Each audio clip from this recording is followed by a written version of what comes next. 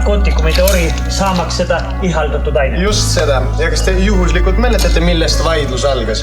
Juhuslikult mäletan. Keegi narkoman tahtis Mattila elu kallale kippuda, keegi Vennonen või Vendola. Ta ähvardas tappa Mattilat, kuna too ei kirjutanud talle morfiini retsepti.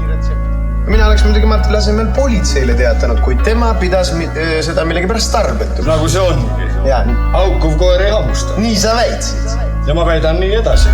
Kui ma valesti ei mäleta, olid sa arvamusel, et paljast narkootikumide vajadusest ei piisa mõrva motiiviks. Mäletad täpselt õigesti ja ma ei tagane ainsastki sõnast, mida ma tookord ütlesin.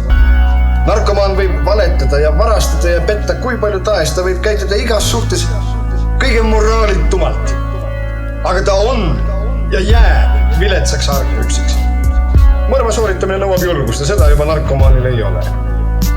Olles narkootikumide mõju all võib ta teadagi ka mõrvaga hakkama saada, kuid sellisel juhul on motiiviks mitte narkootikumide vajadus, vaid miski muu. Ettekavatsetud mõrv, see on koguni teine lugu, see eeldab ikka külma pead ja tugevaid närve. Pealegi on seda vaidlust asjata jätkata. Kriminoloogia ei tunne ainsatki juhtumit, kus mõrva motiiviks oleks olnud ainult narkootikumide vajadus. Kust sina seda tead? Jälle sa katkestad.